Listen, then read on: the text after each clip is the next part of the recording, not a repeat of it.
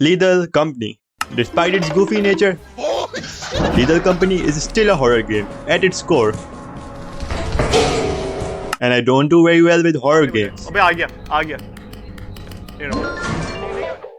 For the past decent years, there has been a trend of multiplayer games going berserk in popularity out of nowhere, like Fortnite, PUBG in 2017 to 2019, Among Us and Fall Guys in late 2020, Rust in 2021, and the current landscape is uncertain right now with multiple multiplayer games active right now, and Lethal Company is among them. Kind of. Each game had its own unique factor that contributed to its viral success, such as the timing of its release, which made it highly visible on YouTube and popular among your favorite streamers. But unlike some of these games, Lethal Company is still going good and relevant after almost 1.5 years of its release, unlike the other games I discussed earlier.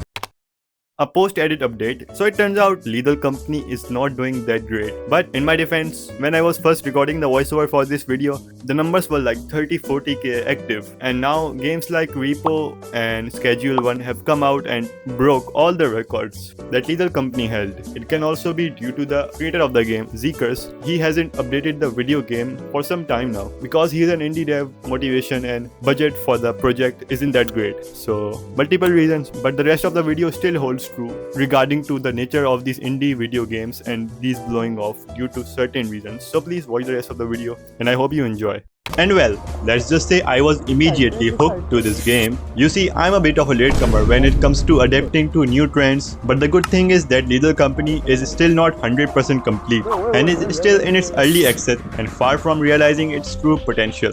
But what is it in Lethal Company that sets it apart from all of the Call of Duties, Battlefields and the rest of the massive multiplayer games in this huge gaming industry? What does it even do different that an indie dev outsells huge gaming franchises with large teams behind it? Now let's get started from the very beginning. Lethal Company is made by an indie dev which goes by the username of Zekers. He's a furry by the way. That has nothing to do with the game, I just felt like it was worth pointing it out. When you first join the game, you spawn on a ship, alone or with your friends. Now there's two ways that you can go from here. The normie way where you look everything on the internet to see how the game works and ruin the fun for everyone that you get by exploring the game by yourself, or the Chad way where you try and test everything, and I mean everything, to the point where your dumb can't even figure out a way to the main entrance. Or maybe it's just me. Don't judge me, alright? I just downloaded this game based on the funny clips I saw on my YouTube Shorts feed. That's another thing. Because of the base concept of this game, it has content that can be understood by pretty much everyone. Like everyone, if you have touched up a video game like once in your lifetime. It's a basic horror movie plot. You go into scary building, you get scared, and even more scary thing comes up that spook you and you die. But what is even the plot or the base concept of this co-op game that I've been talking about? You start on a ship as a contracted employee or an intern, I would say, for the company. Your goal is to travel different moons available to you via the terminal during your 3 days to collect whatever scrap there is available on those moons while fighting absolute monstrosities to meet your profit quota that is written on this screen. You can use the cash you earn to travel to new moons which contains a lot more mobs but higher level of rewards. Or you can buy weapons to fight off the monstrosities, or buy some decorations for your ship which increases the chance of you being lucky on that particular day. And for each day, some random seed is generated which generates random structures and loot for you to collect. There are a lot more nuances to the moons, like in what conditions they are. These conditions can be rainy, stormy, foggy, flooded and eclipse.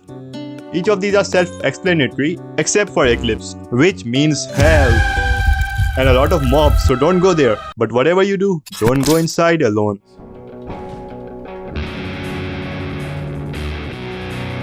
At the end of these 3 days, you have to reroute your ship to the company to sell whatever scrap you have collected to your boss, which is a weird looking fella, I would say. But what is this thing actually? Well, that's a story for another day, as there's long lore behind it, and God forbid if you don't meet that quota, well, it's nothing that bad as you have to go through their disciplinary process.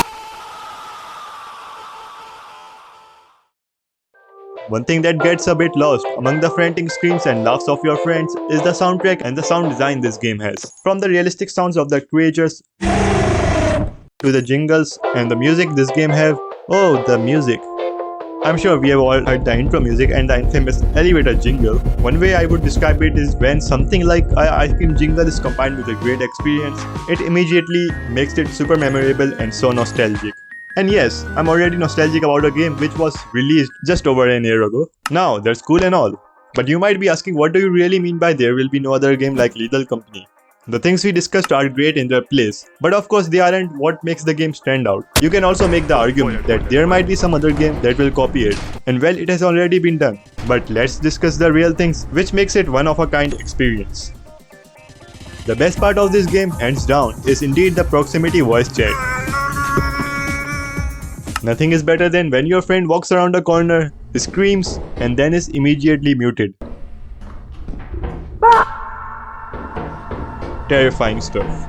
And when you're talking to your friend over the beep boop and he shows signs of concern, but you're busy in your own shit, and then you hear that cutoff screen. And then you go like, I can't put it to words, but there's a certain level of immersion to it which is just perfect and just makes it stand out among the other games we have which contains voice chat. It's like when you see someone in a horror movie doing something dumb in a tense situation. And you say, what a fucking dumb idiot, he should have done that. But now, all of a sudden, you are in that scenario and realizing the gravity of the situation and you realize what they go through. Now in recent years, there has been a trend of indie games popping off and massive AAA gaming studios failing to make an impact. And with the rise of streaming culture, if your game has got something unique in it and the streaming gods are kind to you to pick up your game, then congrats, you have hit the jackpot. Lethal Company was also similar, coming after the Fall Guys, Among Us and Rust of the popular game, about which we talked before, who snowballed their way to success before spiraling out of control. And you were forced to try it, either through your friends or the peer pressure of the internet. And then me and you and the rest of the people forgot about it like it never existed in the first place. Lethal Company is the perfect example of taking an original formula that existed and mixing it to form something legendary and which feels it's something entirely new of its own. Co-op horror. The setting of Lethal Company encapsulates that feeling and fear of the unknown very well. And to be fair, a lot of it is hidden by your friend's screams. Oh my! But play single player and you will feel the dread which is overwhelmingly present all around us without us even knowing. And the feeling of helplessness you feel when you are cornered by two coil heads in a break-in. And the realism aspect of it when you know you can pow the bad guys with your rocket launcher easily, unlike the other games. But you have to rely on tools which are very common and easily available and which you would use if a sudden zombie apocalypse hits the world and you had to defend yourself. There's always that lingering feeling that someone is watching you due to how masterfully the level design and the environment design of this game is constructed, and the enemies also play a huge role in it. Heck, for some enemies you can't even kill them. You have got to accept your fate or just run praying whatever is it behind you don't catch you while your adrenaline goes to the absolute fucking max. Lethal Company is one of those games that is simultaneously creepy and unintentionally funny at the same time, which makes it unique in such a way unlike other games. It's really a once-in-a-lifetime experience. But hey, don't take my word for it, let's see what the other people has to say about this game. I pressed a button, killed the whole squad. Will play again. Recommended. Be me. Land on WoW. Go in with your friend. Factory interior. Search around a bit for scrap. Spot man-eater. Friend gets so happy about it. Break-in snaps her neck and drags her away. The fucking child runs after the body while crying. Book it out of there. Get eaten by a forest giant on the way to the ship. Peak cinema. Fun fact, if you go to the creator's YouTube channel, you will see his first video, which was a shitty Roblox video. It's honestly surprising to see what started from a regular guy playing Roblox and uploading his shitty videos, just like every teenager does, came up with this masterpiece later on. As I mentioned earlier, Lethal Company set a trend that many indie horror games are now copying, but none of them have been able to recreate its magic, in my opinion. Let's take an example, repo or repo, I don't know how you say it, feels too safe and not scary in any way. It can be most probably because of its art style, but it is not my vibe. But hey, it's getting way more popular than Lethal Company ever did, so I guess that worked. Most horror games these days follow the same formula. Go in, grab loot, sell it, avoid monsters. But let's be real, Lethal Company was the first to make this idea feel genuinely scary and exciting. That feeling of pure terror, the panic you get while playing, it only hits once the first time. But one core thing missing in this game is a proper ending. Because right now, the quotas are never ending in this game. So in a way, you were destined to die at some point later on. So why even bother working? Maybe the real ending were the friends we made along the way. Really, you have to end the video like that? Fuck!